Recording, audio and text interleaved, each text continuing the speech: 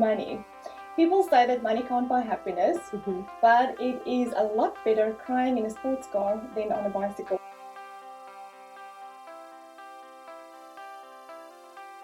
For me, the biggest stress in my life is a lack of finances. And I think in terms of marriages, and if I have to think, I've been married for 21 years now, and the biggest fights that we've had in our marriage was because of a lack of finances or mismanaging finances or not agreeing on certain financial things.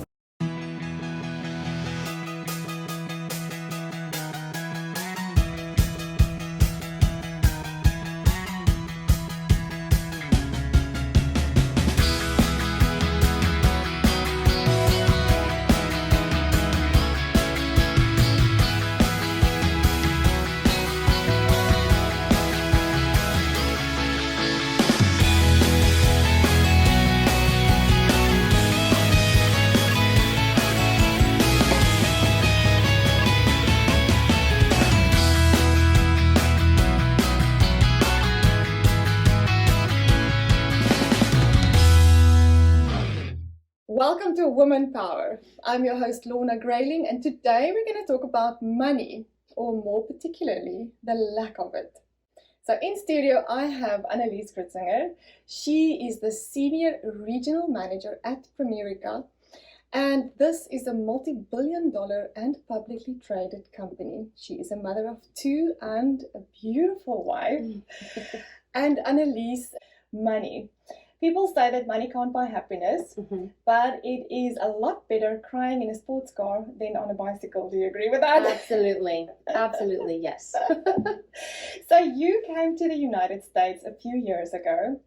Tell us more about it. Tell us about the problems that occurred financially and how you got out of it. So with things being so crazy in South Africa, unsafe, and the poverty level that's so high, we decided to come to the United States to build a better future for our children, which, my daughter was only 5 months old at the time. Sure.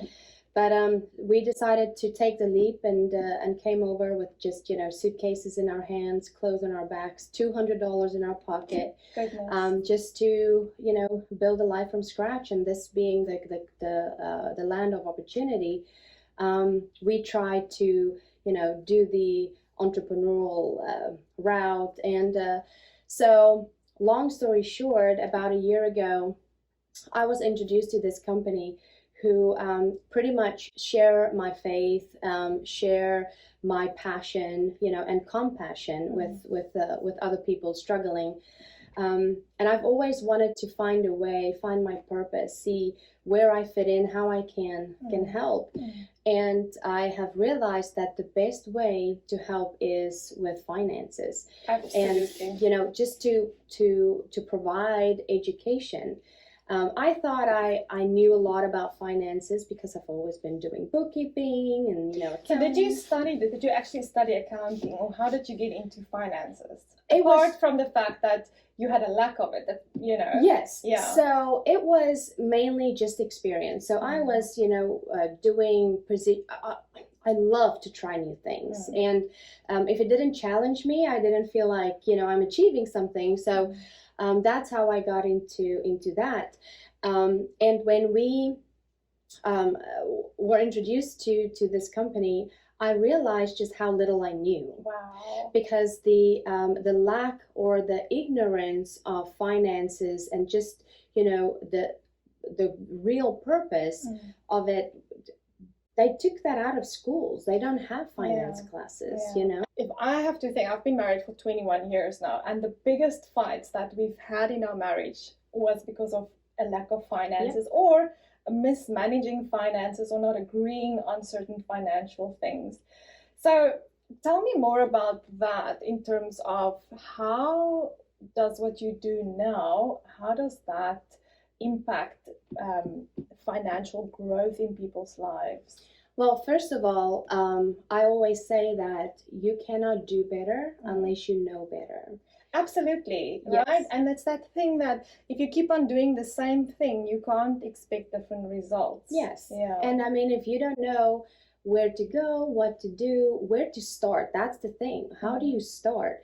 And what I have realized in my career is the lack of trust, because people are out to get us. You think you're getting a good policy or a good insurance, and then you know, have an accident, and then you got the fine print exactly in front of you. Exactly. So, and you know, we like what I like is to give people hope, and people are drowning in debt, you know, because they don't have the education to start an emergency fund, for instance. So when the pandemic happens, they're not prepared, and then they turn to credit cards as an emergency fund because they have no other way. They're not prepared, and we're not taught differently. No. I love what you're saying about what we should bring into schools, like financial training, because I don't think I had any financial training in schools, and I had accounting all the way to 12th grade. But they never really taught me, like, don't get credit cards, don't go into debt, have a saving, have an emergency, all these kind of things, which is absolutely important. And my goodness, if I think back of my life and the unnecessary stress and pain and arguments that I could have avoided just by implementing a few simple things. So tell us basic things. Say, for instance, 3 things that people can do to improve their financial position, especially if you don't know where to start. Because I think if I had to, you know, if I'm overwhelmed in debt, it's like, where do you start? There's no room for improvement, right? And these days people are living paycheck to paycheck. Absolutely. You know, and so they don't have anything extra to pay off their debt faster. And we have simple tools, you know, we call it debt stacking. And if you just know how to implement that into your life and your own personal finances, you can get out of debt so much faster. But again, you know, a lot of people charge you so much money to provide you these tools. And again, it's more, they lessen the debt for you, but like you say, there's a fee towards it, right? At the end of the day. I mean, they have to pay for their time, and you know, so I understand that. But what I love about what I do is I do it for free because I want to give people hope, you know, and a chance in life. So the biggest thing for people to do better with their finances is, first of all, they have to have it. They have to have finances. So where is that income coming in? And that's what I love about our company, where we provide that. You know, we provide the opportunity for people to come in and make extra income, even if it's just to get out of debt faster, or you know. So so your company provides guidance for people that is in debt. Yes. Training, how to get out of debt and stay out of debt, and how to manage and invest your money properly, but also an opportunity, a job opportunity, if I understand it correctly, yes, right? and we call it the ownership, because everybody needs ownership. You don't need somebody to determine how much you are worth, or somebody to determine how many hours you have to put in to, you know, get that little bit of income coming in. So we provide ownership. Anybody who is, you know, interested in becoming a business owner instead of an employee, we provide the guidance, the tools, the education. We even pay for the licensing. So, but yes, so the biggest problem is the lack of education. And I know for my dad, he was so disciplined when it came to money. You know, he never bought anything if he couldn't buy it cash. He did not have debt. And I know if my daddy knew what I know today, I, as his child, would have been a millionaire, just because of that, the inheritance, you know, generational wealth. And if he knew that his money can double every 6 years, you know, I know. So you look at investments as well. Oh, yes. Yeah. Because I think a lot of people are battling just to get out of debt. But then once you're out of debt, it's like, all right, so now, you know, you also have to take that one step further. I want to backtrack to where you were saying about your dad being so good with money, because I mean, my dad was absolutely phenomenal with money, and yet I was completely overwhelmed with the opportunities that the credit card companies and the clothing clothing cards, clothing accounts, all these things gave me. I just saw stars. It's like buy now, pay later, right? Yes. And the pain of paying later is really not something anybody told me about, like how painful that would be, and how that might actually physically ruin your life. Yes, because that the interest, you know, we teach about the compounding of interest, and whenever you have debt, credit cards, I mean, that is you know, 28% of interest that's compounding into the wrong direction, you know, and you wanted to grow, essentially become financially independent, where your money is growing and working for you, and you don't have to, I mean, money coming in while you're sleeping, you know, it's well, that's the ultimate, right? Yes. So tell me about your marriage before you were able to implement all the training that you received. And what is the difference now? Obviously considerable. So obviously, as a man, they feel like a failure if they cannot provide for their family what they need.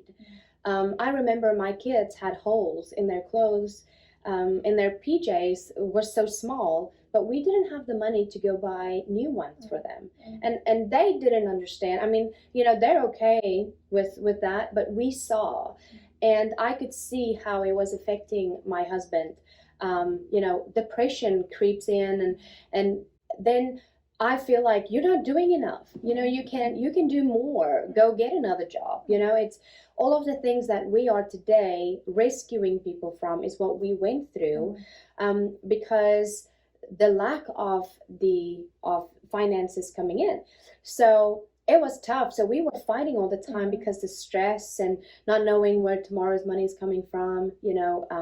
So that affected us tremendously, because we started to take that pressure out on each other and blaming each other, you know. So because it's stressful, right? It's really stressful beyond measure if you have things to pay. You don't have a job, or you don't have enough money. Your money is so mismanaged, like you don't see it happening. And you know, what I have seen is that you only stress about money if you don't have it.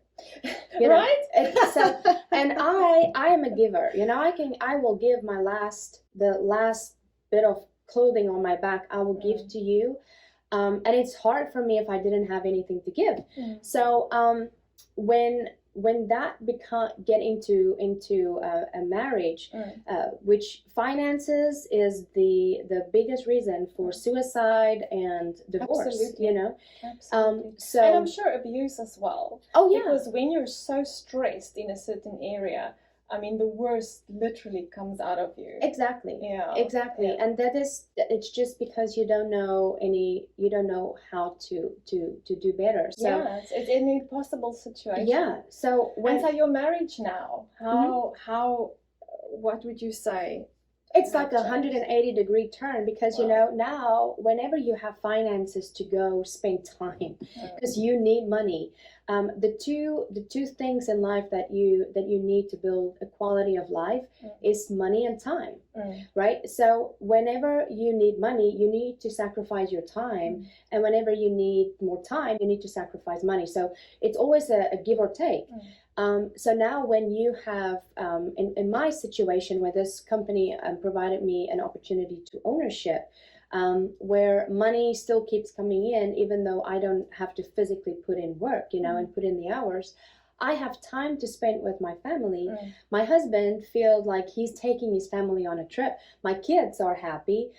So that obviously makes us happy when you don't have to literally go do your grocery shopping with a calculator, you know. So would you say, I mean, I started out by saying money can't buy happiness.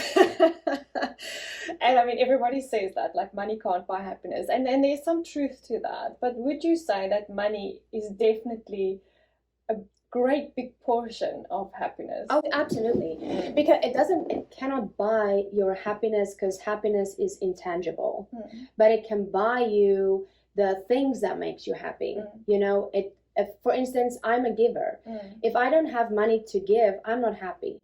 See, so if it's like part of who you are. Yes. You like to actually give. Yes. So Whatever it is you can buy the house that you want. You can buy your car that you want. So the money can buy the tangible things that make you happy. Our crusade is to set families financially free by helping them get out of debt faster. We educate them on like low cost, high value life insurance, investing, the difference. We teach on the rule of 72. These things people have no idea. They've never heard of it. I have never heard of it. Yes. Yeah. So the rule of 72. What is the rule of? Yeah. So the rule of 72 is where you take the percentage, the rate of return that you get on your investment, or your money, and you divide that percentage into 72. It will give you the amount it's going to take for your money to double. Oh. Now, most cases you get between 3, 5, maybe 6% rate of return. But our company has been, the average percentage is 12%.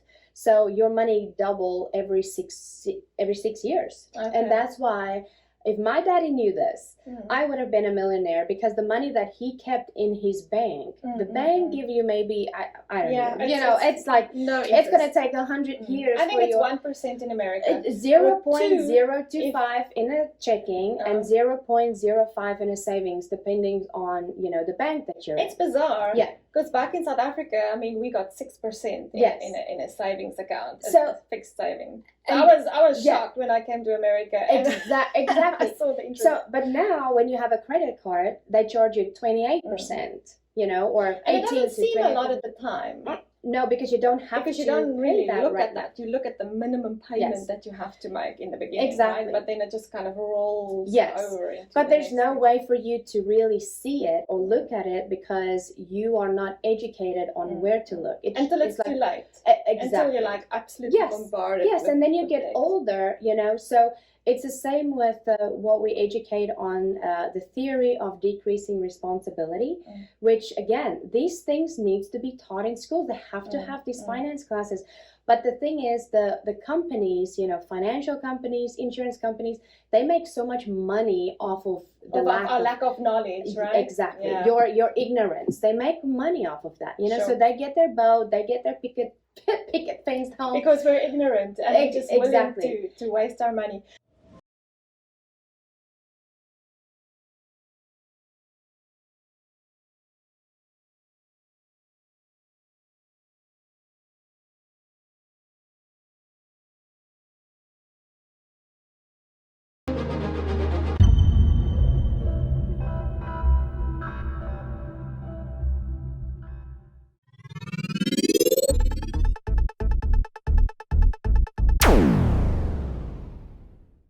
Annelies, you have a few incredible stories, and I want to say testimonies of people who have come to you and literally stating that you've saved their lives and their marriages. Tell us about that. Yes, men feel like they're failing their families, and this gentleman told me that you literally saved my life. And I thought, if people bring me a cup of coffee, then they saved my life. So, do you like coffee? Yes. And so I thought that, he's just being very sweet. And he said, no, I was on the verge of committing suicide because we were drowning in debt. My marriage was falling apart. I lost my job. The pandemic has had a huge impact on people's lives.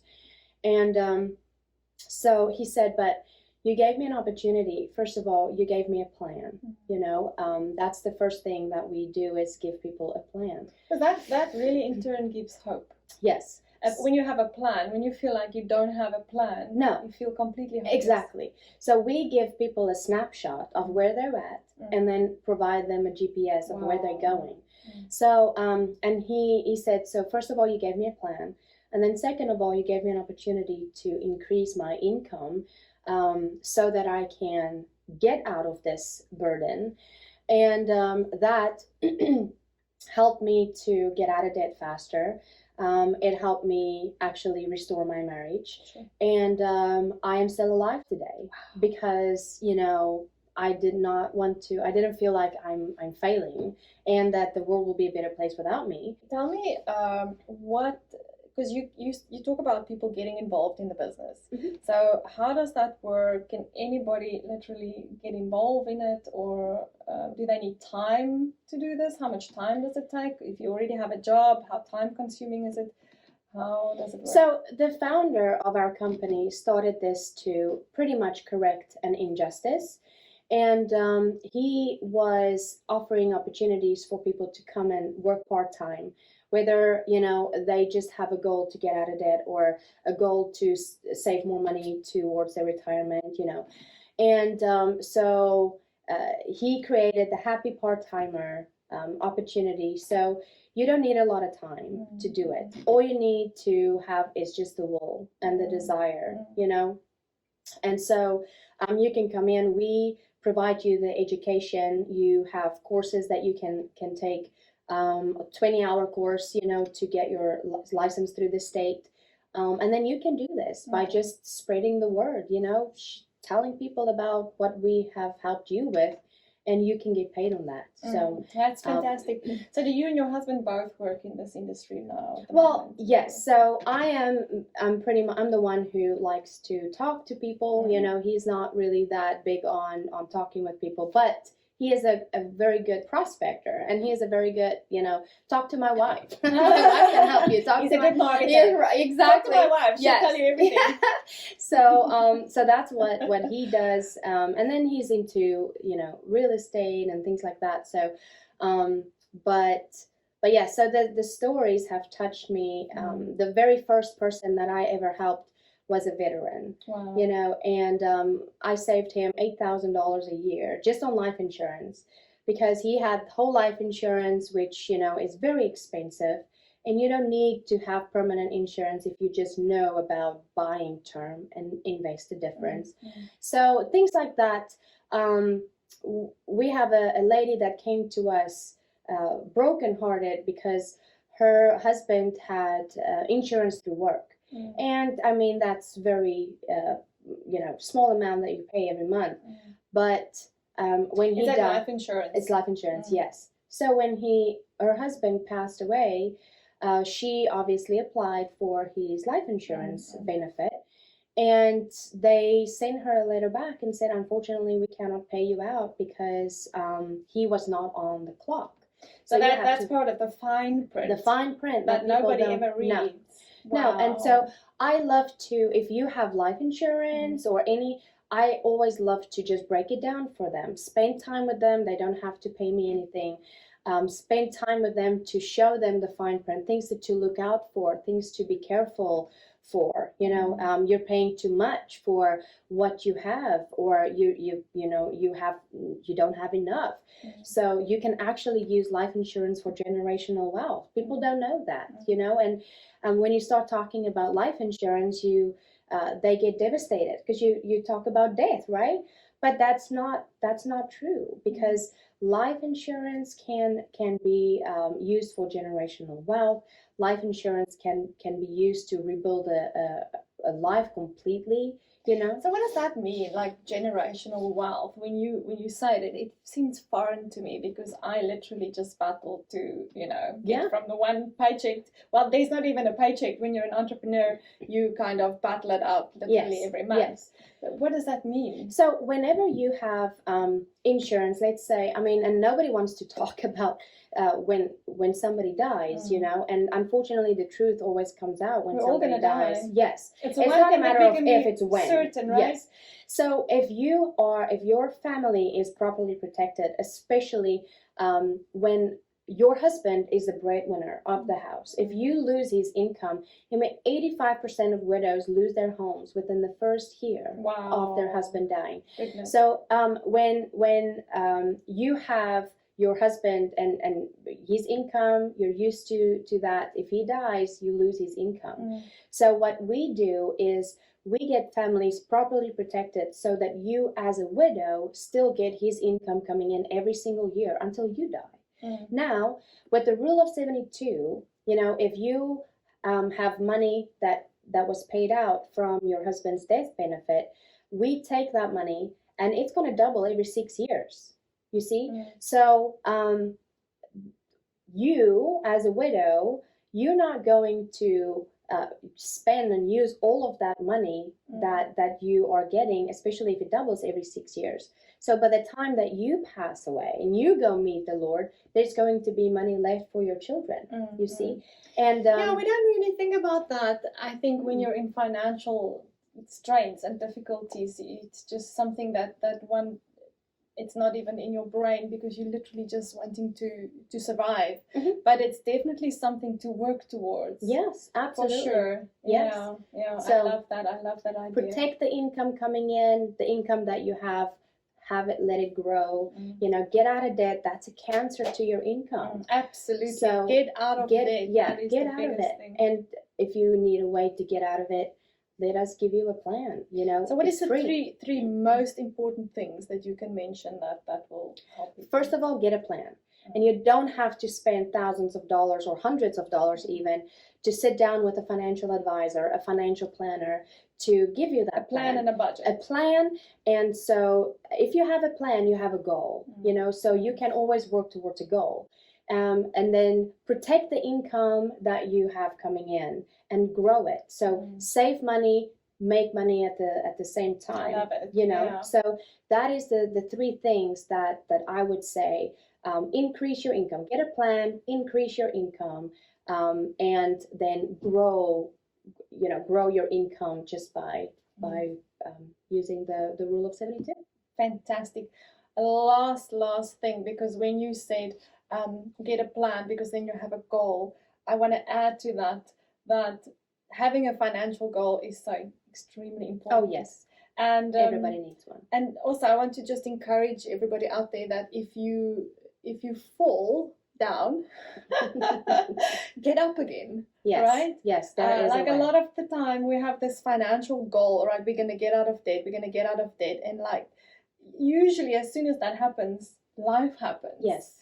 And you'll need new tires, or the tree will fall over in your driveway, or whatever the case is. Yes. And then, you know, it's enough to make us so despondent that we just feel like, oh, I'm just going to give it up. Yes. But no, don't give up. No, don't.